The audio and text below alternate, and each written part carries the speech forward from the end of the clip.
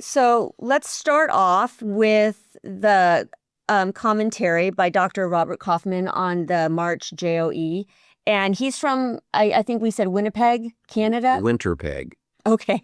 It's permanently cold, right, Rob? Well, the first thing he brought up, and we've actually kind of addressed this point on our show a few times, the use of robotics and dynamic navigation.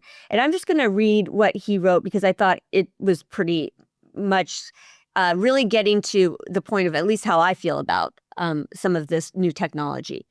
So how much technology, for example, cost are patients willing to bear to achieve the desired results? How much extra overhead are we willing to absorb? How complicated do we need to make the procedure?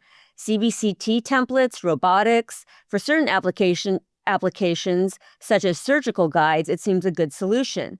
However, for other cases, like calcified canals, is it more effective than an experienced endodontist using the proper magnification and illumination, who has done hundreds of these cases without these new tools? Or is it overkill? How expensive do we need to make the endo treatment before patients simply say, extract it and place an implant? So we've kind of talked about how the pendulum swings and how we've really swung over to this area of technology, a technology focus. There's so much new technology coming out all the time. There's robotics now, there's AI. So at what point do you are you trying to incorporate everything into your practice, or do you maybe pick one area? Like what is your opinion about it? Well, those of you who know me well and have known me well across maybe almost, well, it's 50 years this year.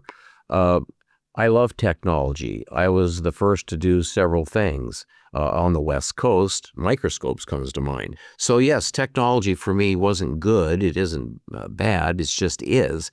And so there's the most relevant technologies, the ones that, like a rising tide that raises all boats, it's going to help the masses. But this March issue is, it's extensive. These booklets are, I don't know if you remember, but back in '75 when the first journal came out, I have every journal, they used to be a quarter this thick. Then they got to be about half this thick. And now they're like big booklets and they come every month. And of course you're practicing and you're doing a lot of things. You're learning how to integrate your technologies. You're working with your staff. You're working with referrals. So when you're reading the JOE, I think the vast majority of endodontists are clinicians. They do patient care.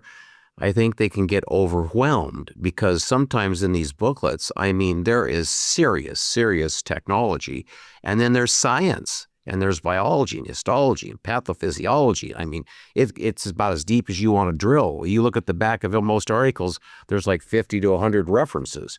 So they've gotten to be pretty complicated, the booklets, and most of us are clinicians. Maybe I would propose we have two booklets, one for science and academics, and maybe we have another one for just everyday dentists that are doing clinical endodontics. So what I think, though, is to play off of Rob, he didn't identify these articles, but I identified 4. They're just in this booklet. There's actually more, but I just put 4. There was a one comparing robotics and dynamic navigation on removing a fiber post. And I've kind of beat this to death. We had Ming Shi from China, from Wuhan, and we talked about her case where they use robotics to take out a fiber post. And then I follow that up by showing a unicore drill, drilling out a large and very long fiber post in a maxillary central incisor. So you sometimes wonder, are all these people are doing all this heavy-duty science around the world, do they know about unicore bills? The drills are probably 45 or 50 bucks. You alluded to it, but we could even say further before I go to my next 3.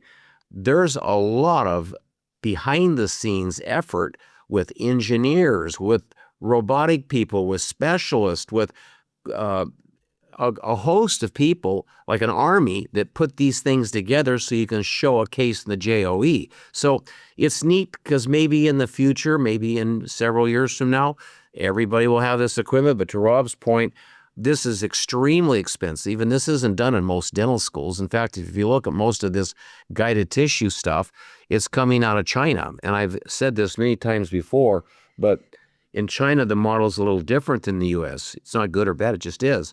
We have dental schools, standalone dental schools. In China, they're inside a massive structure where there's medicine, there's dentistry, and there's many, many applied sciences, and there's all kinds of technology innovation, and it's easier to work in that environment to show something maybe novel. The second one would be fiduciary markers. So now we're talking about dynamic navigation. I had that done in my own mouth, Dr. Pancook. And so do you have 3, 4, 5, 6 fiduciary points? Are they linear or are they triangular or quadrilateral? And of course, all this is to get like GPS registration so you can look at a monitor and be drilling up, as an example, a calcified canal. There was a big article in here about robot-assisted endomicrosurgery with sinus lift. And I mean, how many times have I done palatal roots with just the microscope? Did it before the microscope? So yeah, it's neat to see this. And who hasn't done a sinus lift? If you're an endodontist doing surgery, you probably did a few. If you're doing some implants, you probably did some sinus lifts. And the fourth one would be pretty exotic. It was an auto transplantation of a supernumerary tooth into a created surgical site. So that was pretty sophisticated, and took a tooth, a supernumerary, and put it in, in an anterior maxillary position, and they had to drill the surgical site and make the socket. So that's all fun stuff. I mean, it's nice to see what's possible.